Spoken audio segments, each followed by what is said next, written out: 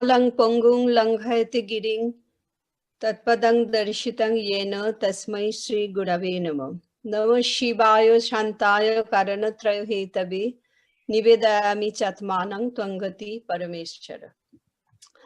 Respected Dr. Sachidananda Joshi, Member Secretary IGNCA, National Mission for Manuscript Director Professor Pratapanand Jha, Director in charge Dr. Sudhir Lal. Actually, as our director Professor Jha is currently on sabbatical leave, and the speaker Dr. Ganesan, the chairperson Dr. Toskhani, Professor Toskhani, and all the scholars, researchers, and listeners who have joined today in this Tattvabodha program. Today, we have assembled on a digital platform for the monthly Tattvabodha lecture organized by the National Mission for Manuscripts, which usually takes place in the last Sunday of every month, 5 to 6, once this pandemic started. It's a new normal now. India has reached possession of indigenous manuscripts containing knowledge of every sphere possible: history, geography, literature, art, science, medicine, philosophy, so on and so forth.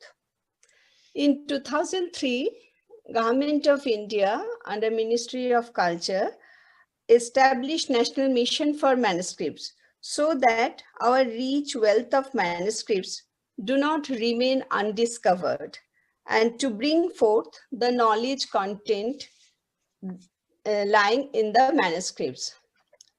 The main objectives of the establishment of National Mission for Manuscripts are to locate the manuscripts, to document them, to conserve them, to digitize, and to disseminate the knowledge contained therein.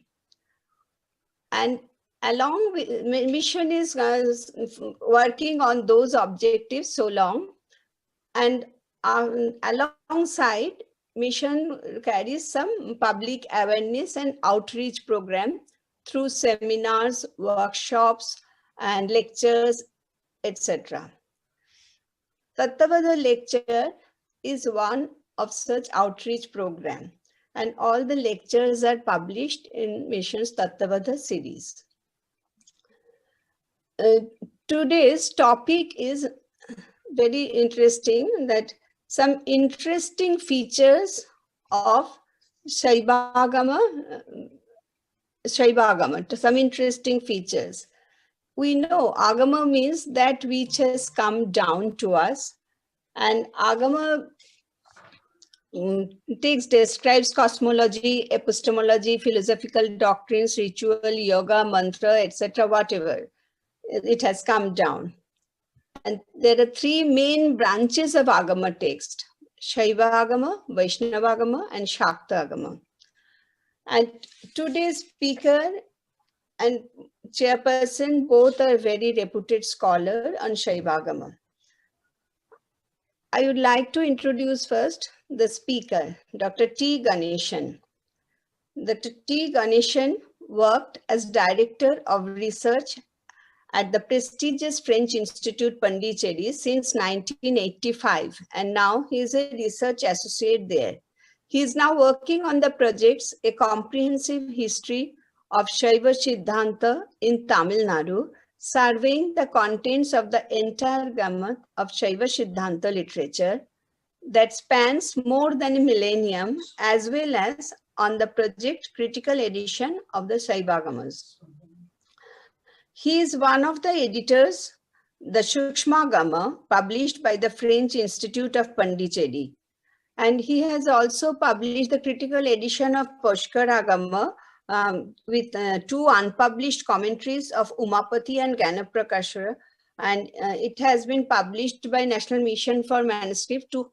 Two volumes have already come out, and third volume he is working on.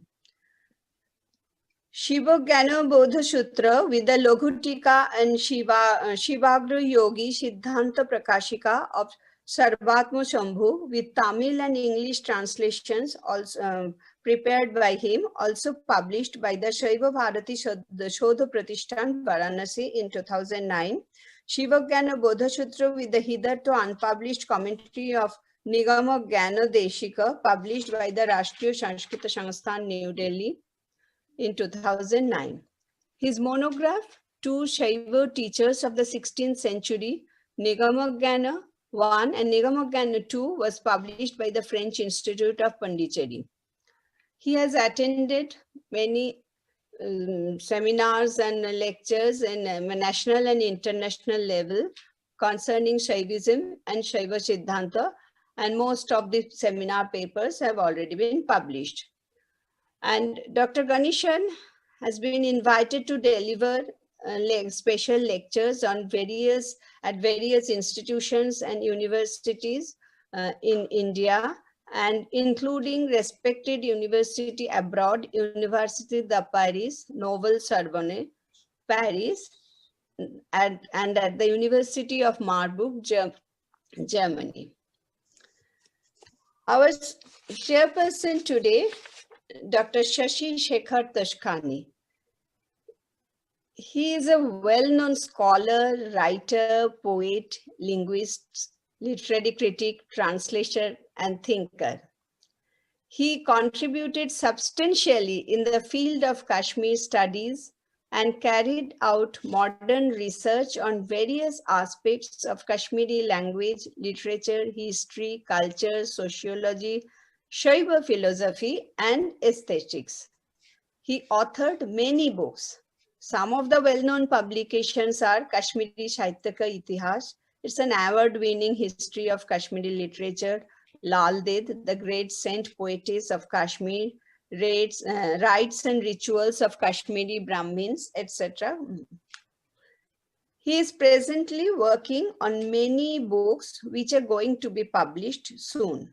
He has translated a number of works of famous Kashmiri poets, wrote short stories, plays in Hindi and English. He has edited Kashmiri section of the encyclopedic work Masterpieces of Indian Literature, published by the National Book Trust of India. Needless to say, Dr. Toskhani attended a number of national and international seminars and presented more than 150 research papers pertaining to culture, history, non-dual Shaiva philosophy, art, aesthetics, literature, language, and script. Dr. Toskhani produced films in TV, wrote dance drama, and not only that produced, that presented them in theater. And in every sphere, he has made a mark. His talents are well recognized and he bagged many prestigious awards. At present, he is connected to many well-known organizations and institutions as an editor, as an instructor, as a guide, and as an expert consultant. In one word, Dr. Shashi Shekhar Toskhani, a multifaceted, learned scholar. Now I hand over the session to the chairperson, Dr. Toskhani. He is the chairperson of today's Tattvabodha lecture. Sir, now you can take on. Dr. Sachidanand Joshi, Dr. Jha, Dr. Sanghamitra Basu, Dr. T Ganesan, Dr. Abhijit Dikshit. It's a very important occasion today that a neglected field of study, the Saivagams, are going to be discussed, and a formidable scholar in the field, Dr. T Ganesan, is going to deliver a lecture on some interesting aspects, some interesting features of the Saivagamas.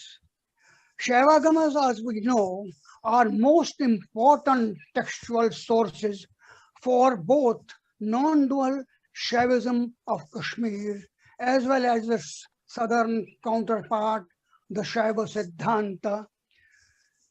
And these texts are considered to be authoritative and revealed scriptures.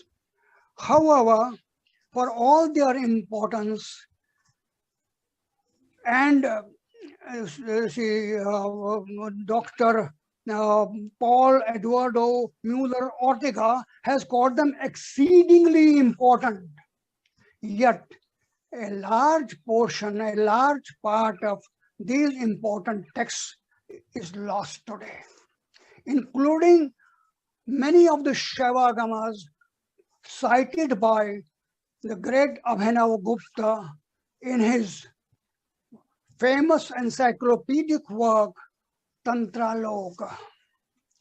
It's therefore very heartening that scholars like Dr. T Ganesan and his French Institute of Saivagamas, I don't exactly remember the name, of Indology, have published a good number of, published and critically edited a good number of Saivagamic texts. Saivagamas, as we know, are main sources of knowledge of older phases of Shaivite literary, Shaivite literature, religious practice, and interrelation between Southern and Kashmir Shaivism. They are also fundamental manuals for liturgies and religious practice. As we know, the subject matter of Saivagamas is divided into 4 sections. Jnana, or higher knowledge, which eventually leads to liberation. Yoga, or practices and techniques. Kriya, or ritual action regarding place of worship. Charya, or proper mode of behavior in the performance of daily worship and rituals. I find myself in a rather precarious situation, that being an adherent of a radically non-dualist branch of the Saivagamas, Kashmir Shaivism, I have to say something on a branch, another branch, which is equally important, but has many important doctrinal differences with Kashmir Shaivism. There are also, in spite of these doctrinal differences, there are also many similarities between the 2 branches of Saivagamic literature. I hope Dr. T Ganesan will, shed a significant light and share his insights into the core aspects of Saivagamas of the southern branch, and because they are, and especially on their rituals and such other aspects, because the Siddhantic Saivagama does not offer much space for speculation or philosophical discussion. So I now request Dr. T Ganesan to enlighten us about the interesting aspects of the Saivagamas.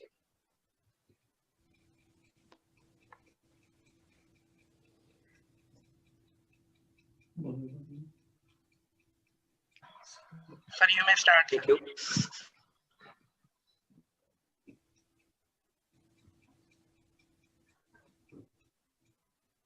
Shivam Shivakaram Shantam Shivatmanam Shivam Shivamarga Pranetaram Pranamami Sadashivam. Respected Chairman Dr.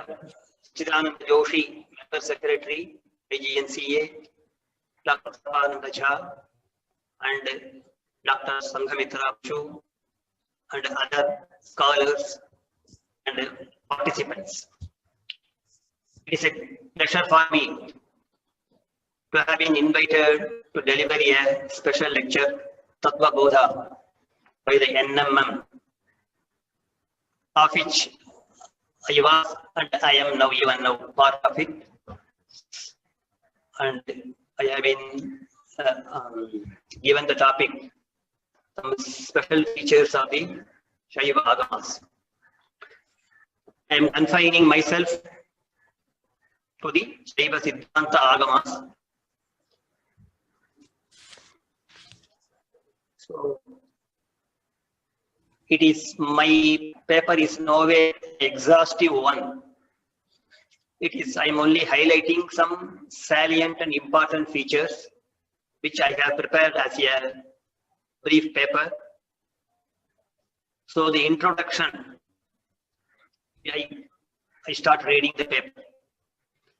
When we talk of Saivagama, it generally means that it is a group of fundamental texts that are held to have been initially revealed or given out by Shiva in the form of Shrikanta to various divine beings. They, in their turn, that is, those divine beings, in their turn, taught them to various sages who, in their turn, taught these scriptures to the advanced human beings. So this is how the Agamas have, they come down from Shiva, Shrikanta to us, the ordinary human beings. It is known as Ayatikrama.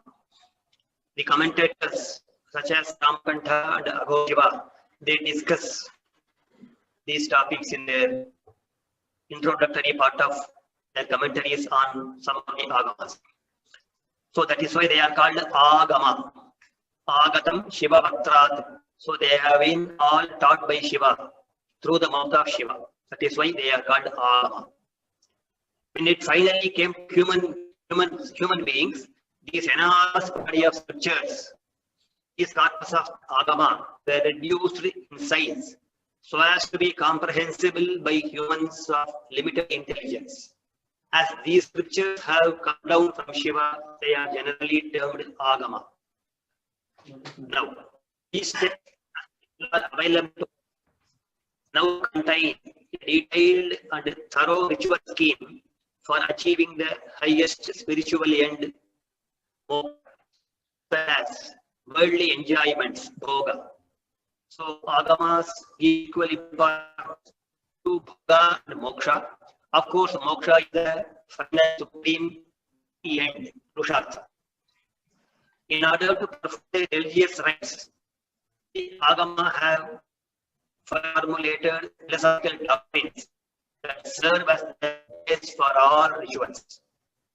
Conversely, elaborate religious rites prescribed in the Saivagamas serve as the concrete manifestation of those philosophical doctrines and concepts. Further, we also have a detailed scheme of mantras.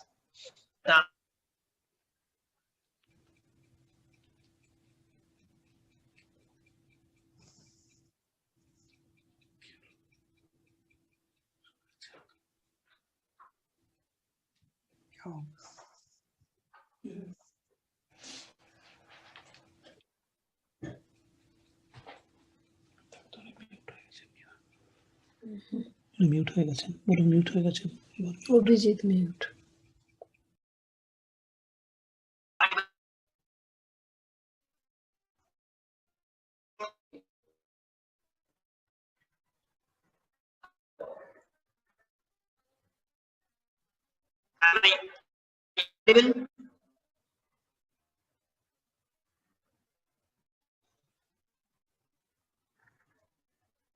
Am I audible now?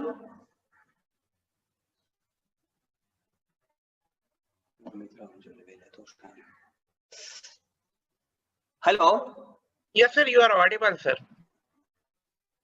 Okay, so this didn't get any response because suddenly there was some confusion in the system. Okay, shall we continue? Sir, please, sir.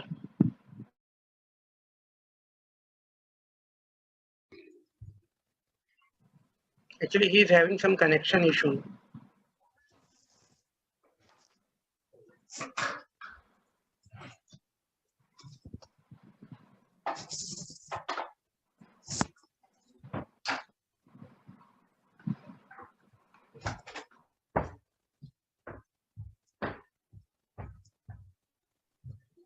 Yes, sir. Please continue, sir. Yes, sir. Continue. Because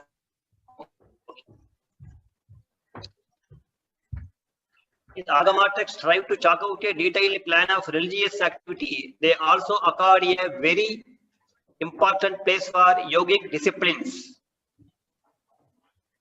consisting of a detailed picture of the nadis, pranayama practices, and visualizations, dhyana, etc. And as a self-contained religious system, the Shaivas have a separate code of conduct with elaborate rules and regulations that an initiated adept should put into practice. These four broad categories of subject matter that the Saivagamas are supposed ideally to contain are called Vidya or Jnana, Kriya, Yoga, and Charya. This is the outline of the general contents of the Saivagamas belonging to the Shaiva Siddhanta system. In the following, I will attempt to highlight some special features of the Saivagamas. And as I said earlier, it is not a very exhaustive one, just highlighting only a few, because it is the subject is very vast, and the Agamas have so many topics, so many subject matters to discuss. The Saivagama corpus is in many aspects a most comprehensive and a self-contained one, treating most of the subjects related to religion and philosophy.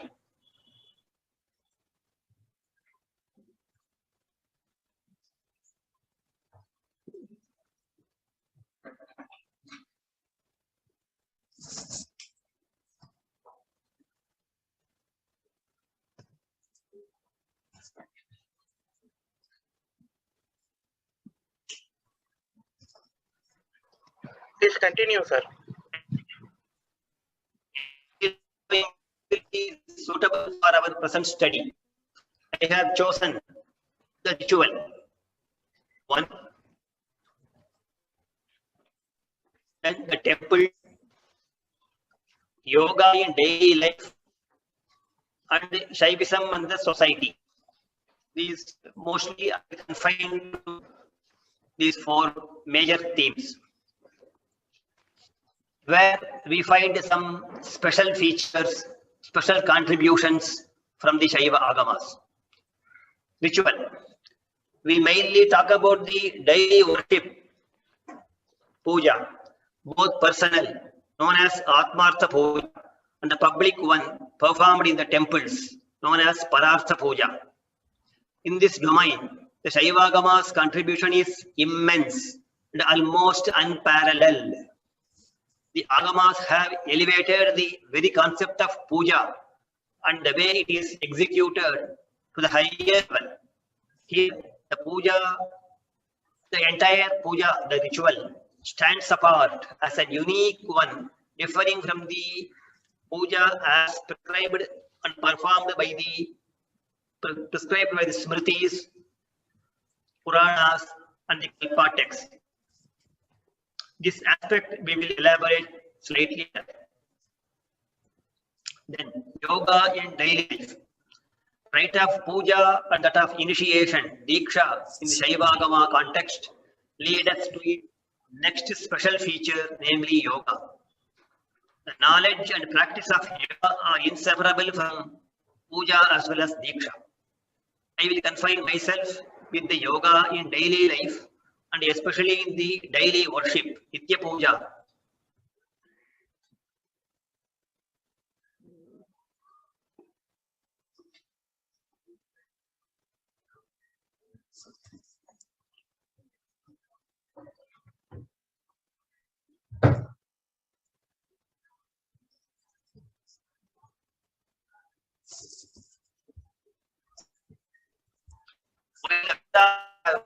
For most three varnas, Trivarnikas, for all aspects of life, religious and spiritual. The Agamas serve all persons, including Shaivism brought into its fold persons born in all the Varnas. Saivagamas, while strictly adhering to the Vedic Varnashrama system, extended their influence on women and the low-born. The earliest Shaiva Acharyas, such as Brihaspati, Satyajyoti, were committed to the Varna system, and they advocated that it should be followed by all Shaivas. They can cite the authoritative statement, Api Varnashramacharan Mati na Langhayet. Then, by the process of Diksha, which has various grades, all persons were brought into the Shaiva fold. The Chintyagama boldly states that Jati Bheda na Vidyante Sarva Manusham Dikshayet. According to the Kamikagama, while the Vedic sacraments, samskaras, are only for persons of the first three Varnas, the Shaiva sacraments and the Diksha are done for those of the fourth Varna, those born in the Anuvarna, and for women. In this way also, the Shaivagamas play a crucial role in the society for the spiritual upliftment of all the categories of people, including women. In the medieval period, Shrikantha, who was the first to write a commentary on the Brahma Sutras from the Shaiva standpoint, and who was the first to bring in some of the basic notions of the Shaivagamas in tune with the accepted Vedantic thoughts, states clearly that Vayam Veda Shivagamayor Bhedam Yamaha Vedopi Shivagamayeva. Just as the Vedas were given out by Shiva, so also the Amas were spoken by Shiva. Therefore, we, that is the Shaivas, do not perceive any difference between these two types of scriptures. In fact, the Sutta Samhita, which is part of the Skanda Purana, puts as follows: Vedo Anadihi Shivastasya Vyanjakaha Paramarthataha Abhivyaktim Apekshayaiva Pranite Tyuchyate Budhaihi. Shiva is to be the composer of the Vedas insofar as he is the agent who manifest. Therefore, as Srikanta puts it, while the Vedas are for the three twice-born castes, Trivarnikas, the Shaivagamas are meant for all. Then Shaivagamas and the temple. The temple occupies the most pivotal position for the spread and maintenance of Shaiva religion among the masses. And the role of the Agamas in all aspects connected with the temple is well known. Among the Shaivagamas, some of them such as the Kamikagama, Karanagama, Makutagama, Deeptagama are known as the Pratishtha Tantras. That is, they mainly and to some extent exclusively deal with temple rites. They fully deal with the elaborate rites for the installation of the Shivalinga and the other deities, Pratishtha, daily worship, puja, festivals, utsava, and other occasional and special worships. From the selection of the site for the construction of the temple, Karshanadi, to the installation of the linga and the deities inside and the regular worship, Pratishtanta, along with the celebration of the festivals, Utsava, Shaivagamas give us every minutest information to us. It can be categorically stated that other than the Shaiva and the Vaishnava Agamas, no other textual corpus treat these subjects so elaborately and in such a detailed fashion.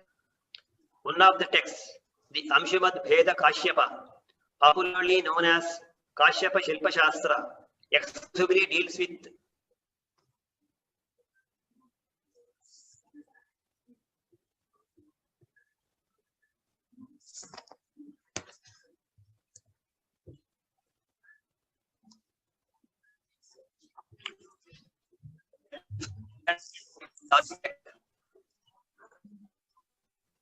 Now, coming to the temple, Agama and the temple, under that topic, I will briefly speak about interesting details here. A chapter called Archananga Vidhi found in Suprabhedagama, Karanagama, Kamikagama, deals with the basic details about the time of worship, different types of worship, the rites to be done at different periods of the day, the size and shapes of various utensils used in the worship, as well as the measures of various ingredients to be used and offered to Shiva in the course of worship. The flowers offered to Shiva are classified into Sattvika, Rajasa, and many more such details. The various offerings, Upachara to Shiva, during the daily worship are enumerated and classified in another chapter known as Upachara Vidhi. Basically, offering is for the welfare of the performer, the Acharya, as well as for others, especially the common public and the donors. It brings forth prosperity, liberation, longevity, and the progeny, Putra, Pautra, Vardhana. So, any ritual, puja, or etc., performed in the temple is for the welfare of the large public. So, even commencing any ritual, they all do the sankalpa, where the prosperity for the common public is from through the rite from Shiva. So, in all these 10 offerings, seat, asana, invoking, avahana, water for the feet, padya, water for sipping, achamana, arghya, bath, snana, cloth, vastra, sandal paste, gandha, flower, pushpa, and a food offering, naivedya, are considered to be the basic. Then we have a chapter dealing with the temple festival, which is generally very elaborate, giving instructions regarding almost all aspects.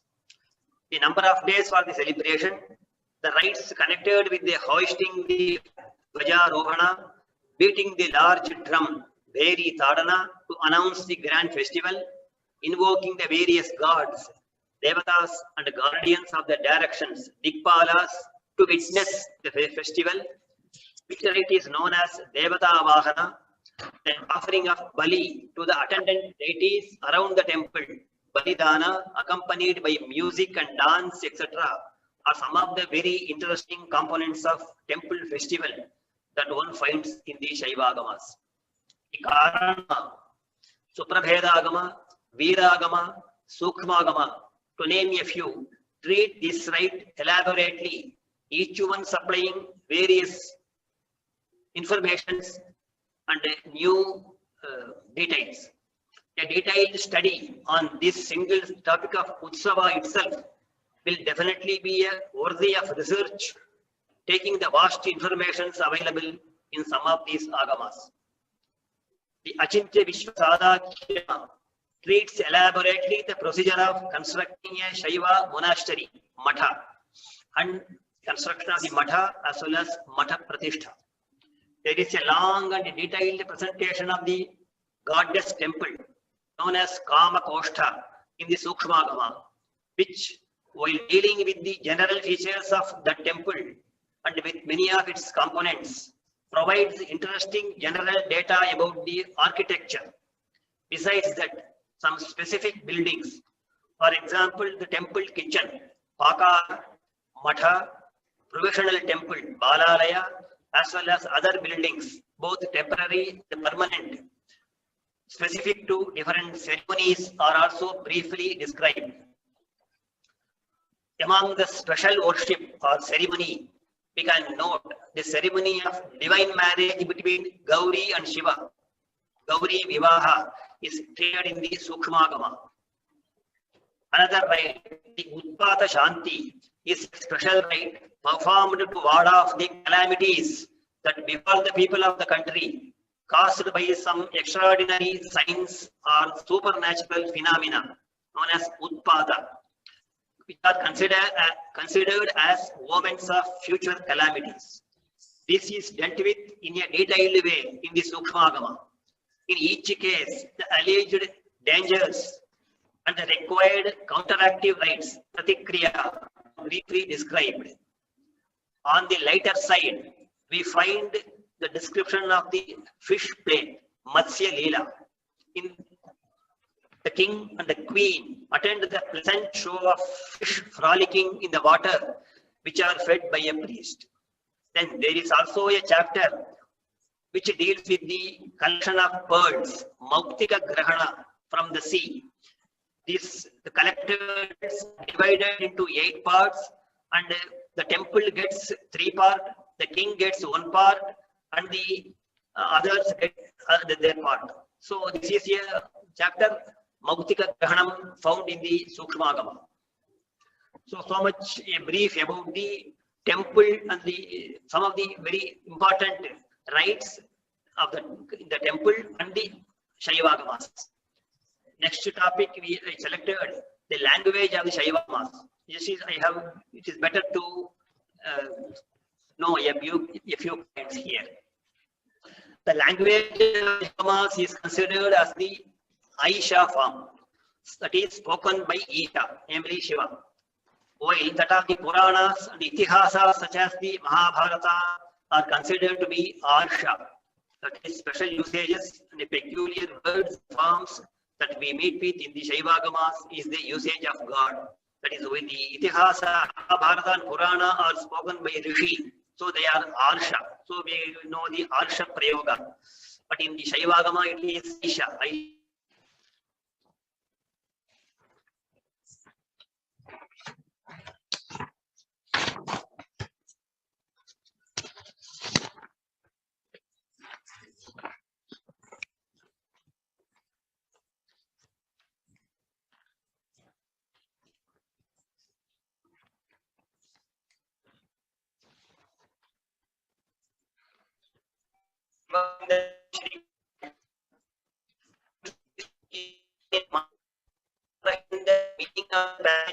As well as special usages.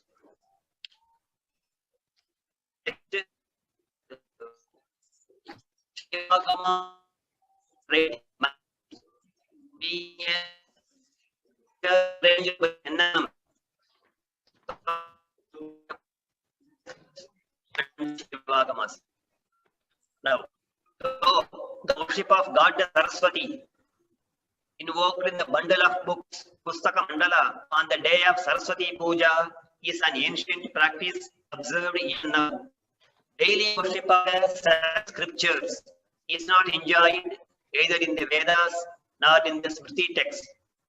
But such an injunction is found only in the Saivagamas. What is more, in the Puranas we rarely find any reference to the tradition of writing the texts of Purana or any other scripture and installing them for worship. But in the Agamas we find such a right under the description. The Shivadharma, which is considered to be an Agama by the tradition, supplies detailed information regarding the selection of the palm leaf, copying the text of the Saivagamas over them, installing the bundle, Pustaka, construction of the Shaiva monastery with flower gardens, etc. The text says, just as Shiva is the most supreme among all gods, so the donation of a book of Shivajnana, namely the Saivagama, is the greatest gift. Yatha amaranam sarvesham paramaha parameshwarah, eva sarvadanam vidyadanam param smritam. So one is asked to prepare a throne called Vidya Simhasana, made of ivory, on which one places the leaves to be returned and those that are already returned. Lekhyancha likitanchatra vinyaset pustakadvayam.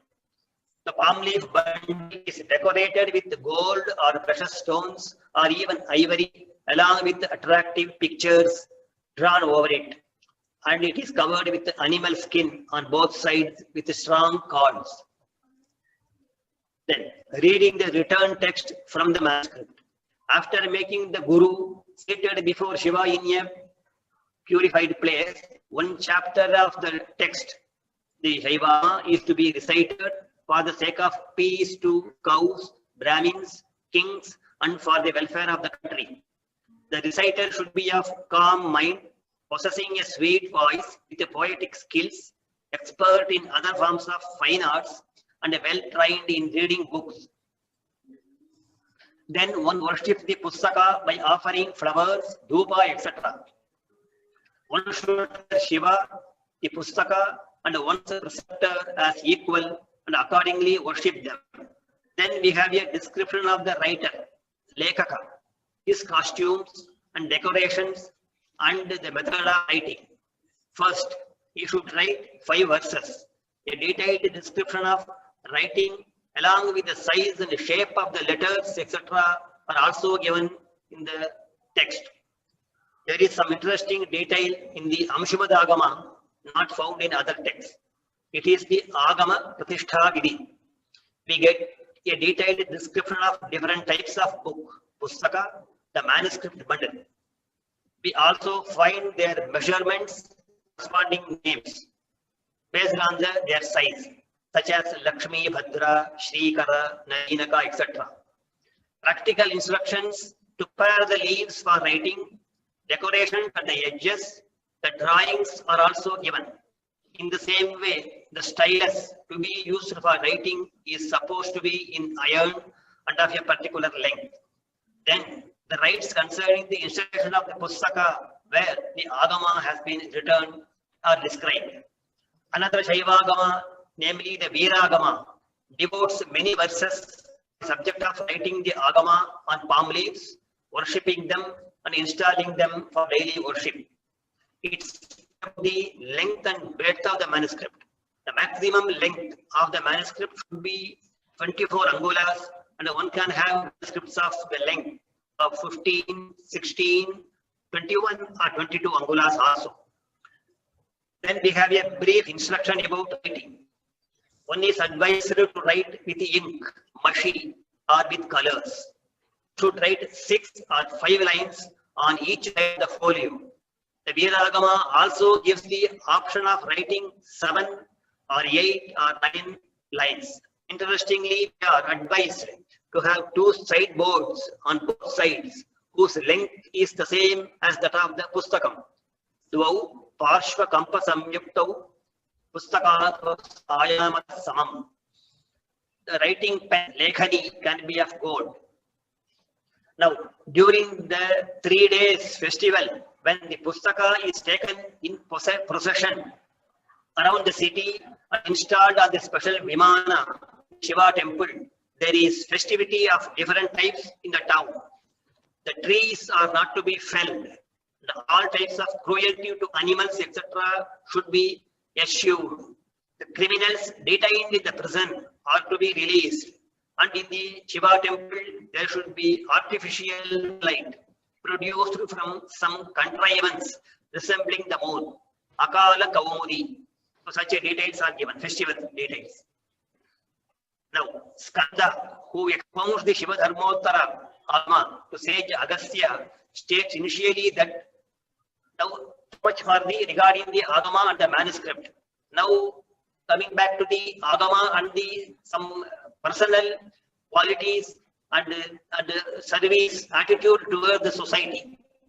So now Skanda, who expounds the Shiva Dharmottara to sage Agastya, states initially that it is flinching faith and devotion, Shraddha, that is the basic foundation of all religious activities. It is the only means by which one attains everything, and it is more valuable than one's life. All the Shiva Dharmas are permeated by this Shraddha. And the Shiva Dharmas are called so because they make the self fixed in Shiva, and these are borne by those who are fully immersed in Shiva. The Shiva Dharmas are basically 10. Non-injury to any living creature, ahimsa, forbearance, kshama, truthfulness, satyam, humility, faith, shraddha, control of sense organs, indriya samyama, munificence, dana, worship of gods, ijya, penance, tapas, and contemplation, dhyana. Shiva Dharma and the society. According to the Shiva Dharma, a king who prohibits cruelty to all animals in his kingdom is said to enjoy definitely all pleasures and happiness along with his subjects and thereby makes his kingdom verily a Shivaloka. Contentment, Santosha, is defined as that because of which one neither broods over the past nor be anxious of the future, but feels happy with whatever that comes to him by his sincere work and lawful means. The joy that such a person experiences cannot even be dreamt of by ordinary men.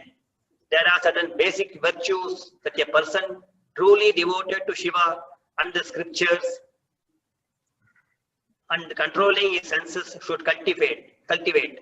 They are friendly attitude towards all creatures, Maitri, sympathy towards one and all, Karuna, happiness towards those who are virtuous and do acts, Mudita, and ignoring the wicked persons and shunning their company altogether, Upeksha. Along with devotion and the worship of Shiva, these texts preach service to all living creatures as the easiest and surest means to final liberation. The very first verse of the Shiva Dharma prays for the welfare of the entire universe and seems to suggest it to be the sole motive and a guiding principle of a true devotee of Shiva. It begins, Shiva mastu sarva jagatam parahita nirata bhavantu bhuta gana.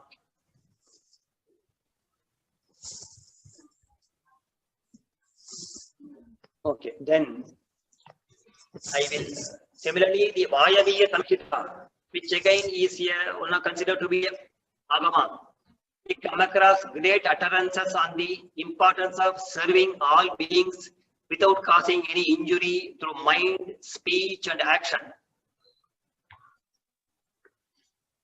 Now, then I will briefly shift to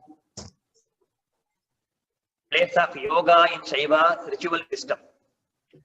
In the Shaiva system, yoga plays a very important fundamental role in many basic rituals such as the initiation, Diksha, the daily worship of Shiva, and the installation of Shivalinga in the temple. Some of the Agamas contain many details in their Yogapada, the section on yoga contain details about Shaiva Yoga. So I am not going to very detail into them.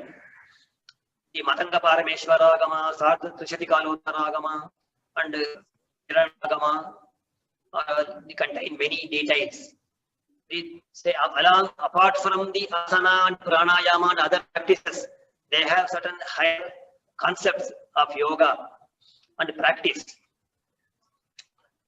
Now, I will go to yoga daily special features of the Agamic religion.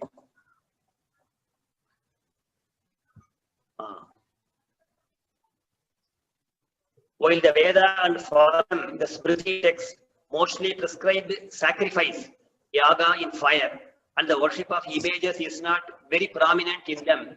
The Saivagamas as a class have a different type of worship. Even here, the basic conception of worship and its attendant rites have a different purpose and connotation from those prescribed in the Smriti and the Puranas.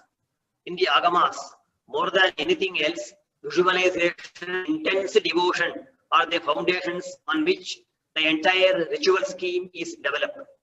Every rite has three components: the physical act, karma, the mantra uttered, vachika, and the corresponding mental visualization, manasa. Such a wonderful synthesis of all these three is unique to the Saivagamas. We can definitely feel a clear difference between the Agamic mode of puja and the Smriti Puranic one.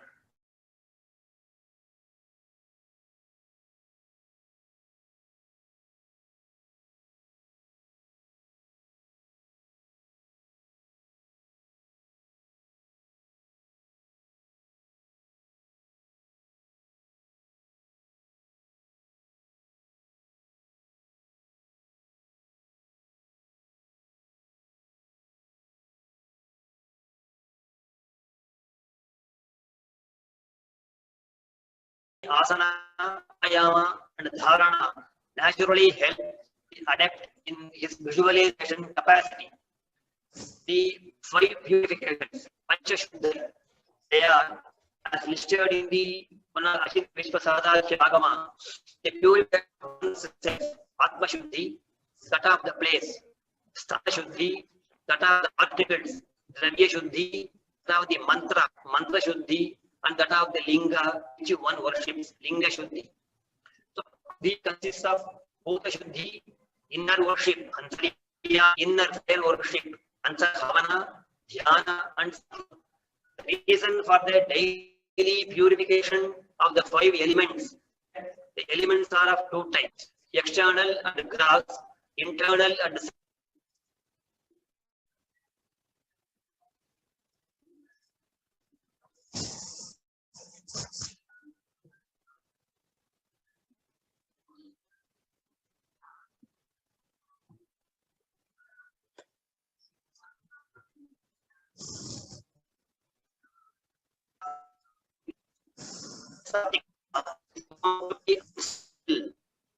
you continuous purification doing Bhuta Shuddhi. Material body is made of mantra, mantramaya. The power of Shiva is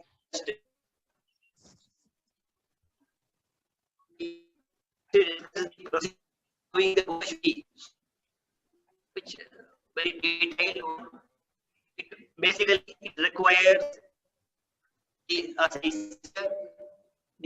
capacity to visualize and concentration, as well as the knowledge tattvas from Prithvi, the lowest one, to the Shiva tattva. All tattvas are gradually purified, and the individual self is led through various the Shada Adharas, and finally to Sahasrara, and is united with Shiva and being made to be Shiva through his grace. It comes down, occupies the physical body, then performs the worship. So the basic maxim, Shivo Bhutva Shivam Yajet. So the Pashu should become Shiva through Bhuta Shuddhi and inner worship of Shiva. It becomes Shiva. Then it starts the external performance of the rite. So this is the purpose, one of the purposes of the Bhuta Shuddhi. So the Anganyasa and all these are explained, and the Sushumna Nadi and the Kundalini Shakti also, all these are discussed and described. And the Ayama, Purka, Bhaka, Rechaka, and visualization along with that, all the reciting the mantras are described in the Bhuta Shuddhi rite, so which I am not presenting here. So this is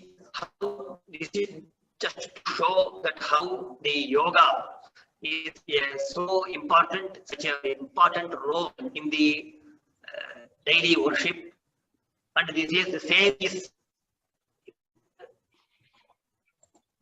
done. Same yogic is practiced and performed in the rite of Diksha, which is again a elaborate one, which is again of different grades.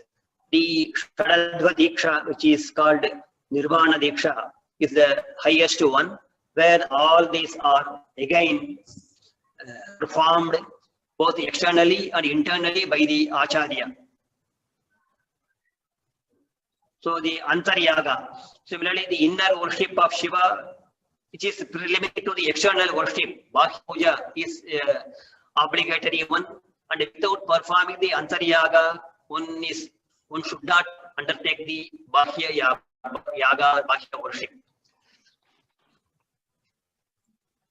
Then yoga in the occasional rites, for which I have taken the Diksha, Nirvana Diksha, where this is I very prepared a very brief one, but which I think I will skip. Just I have mentioned this yoga, so its role in the daily life, in the Nitya Puja, as well as in the Diksha, which is occasional. So in this way, I have briefly dealt with the 8 themes which I have selected as part of the special features of Saivagama, namely yoga, the right yoga Saivagama on the table, the manuscript, and the Saivagama, Shaivism in the society. So with this, I think I am concluding my special lecture, and I once again thank the NMM authorities and especially Dr. Tattvabodha for giving me an opportunity to share the views, some of which on Saivagamas and the parties. And I think it was comprehensible. My presentation was interesting to some extent. I am once again thank you one and all. Shivamastu Sarva Jagatam. Thank you.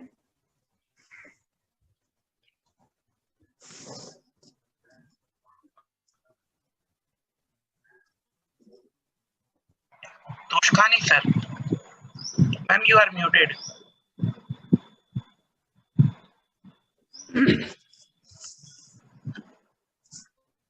I am indeed grateful to Dr. T Ganesan for making a very powerful and at the same time succinct presentation on a subject which has many aspects and many implications for our religious life. Saivagamas have not been only a very powerful and important current of Indian religiosity, they have also impacted deeply the social life of a large number of people of this vast subcontinent, and continue to have an important bearing on their even day-to-day life. I am thankful to him for sharing his deep and profound insight and his vast knowledge on some interesting features of the Saivagamas. I think whatever he said was more interesting in many ways than one can think of. Today, as we know, the Vedic ritual system is no longer in vogue, even though some aspects of it continue to be employed in rites like marriages or Yajnopavita or such like sanskaras. The Hindu ritual today is a composite form consisting of Vedic rituals, yogic practices, as well as the Saivagamic ways of worship. Saivagamas, as we know, have focused mostly on the ritual aspect, but on the ritual aspect of worshipping the abstract absolute. The abstract absolute cannot be understood or grasped by mere speculation or mere discussions.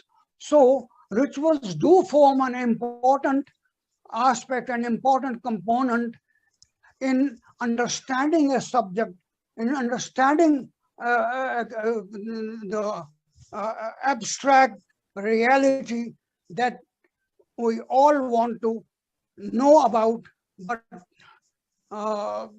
cannot grasp. As I said, Saivagamas concentrate more on rituals of public worship in temples, of Shivalingas and other icons of the Saivagamic cult. The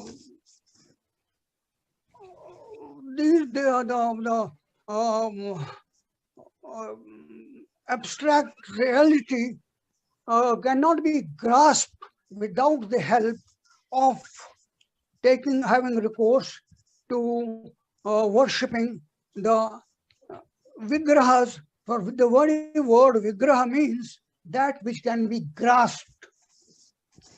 Anyhow, the temple worship on which Saivagamas are focused on cannot be exactly described as congregational worship, for though they are public rituals and are performed publicly, it is the individual sadhak whose approach to spiritual, to attaining spiritual goal is of more importance. So there are many things in the agamas which should form an important component of the religious life of a whole, an entire body of people from Kashmir to Kanyakumari.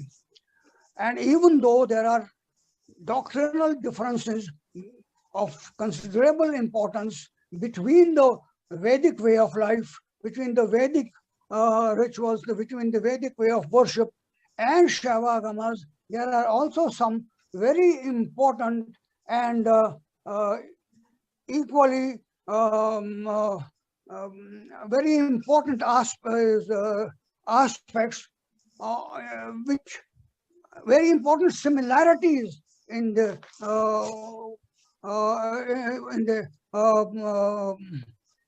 very important similarities between the on many points in between the Saivagamas and the Vedic way of life. Let's take the case of how Saivagams and their practices form an integral part of life, not only in South India, but other parts of the country also, and can be understood that almost everywhere, wherever worship is conducted, focus is on certain processes like Bhuta Shuddhi, where yoga is harnessed to the practices of Saivagamas. Sitting in the Padmasana, the sadhaka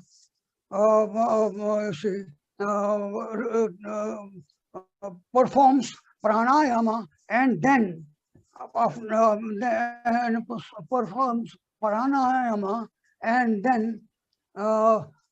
proceeds to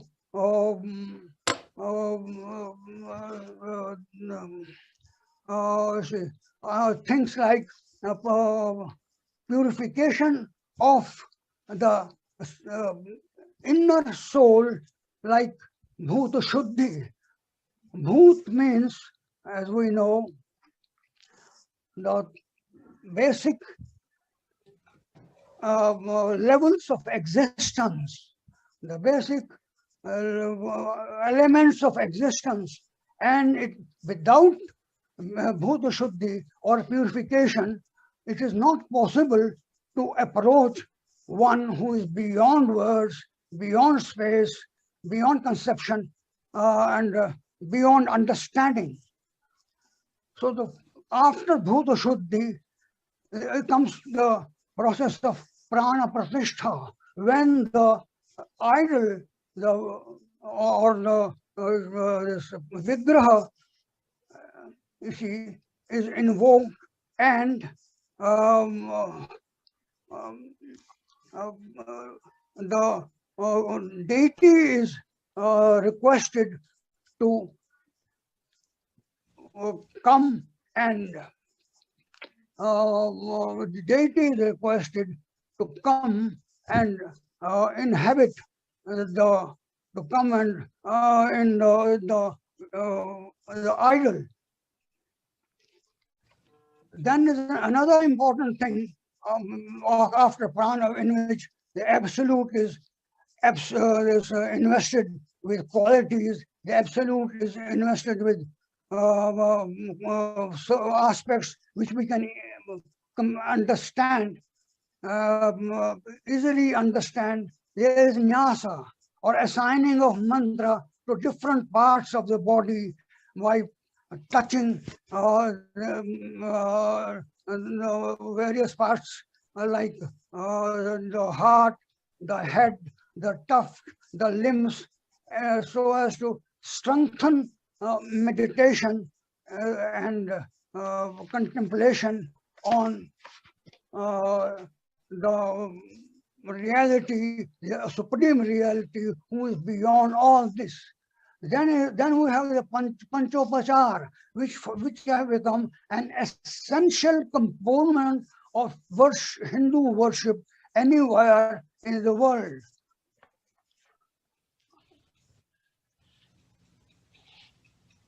And then, so these are some of the things which the Saivagamas have contributed to the religious way of life in the of the country. In the early years of the first millennium, when the Saivagamas were still in the oral form, and later on began to be committed to writing, the agamic view of life changed the entire paradigm of religiosity in medieval India. So today, Saivagamas are main sources of knowledge about the older Shaivite religious practices, as well as they also serve as fundamental manuals for liturgies and spiritual practice.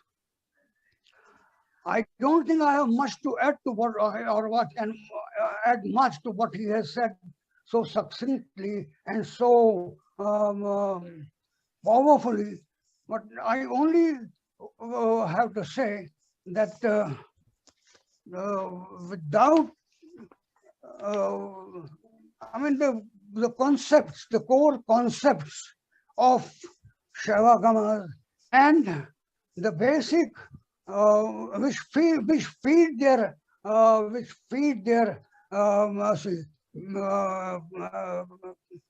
practices and rituals, it is impossible to think of Hindu way of life in modern India. With these words, I again thank Dr. T Ganesan for enlightening us on a subject with which still many people are not familiar, but which all the same is most important for our understanding of Hindu spirituality. Thank you. Thank you, sir. Am I audible, Abhijit? Is it all right? Yes, ma'am. Yes, ma'am. Okay. Thank you, sir.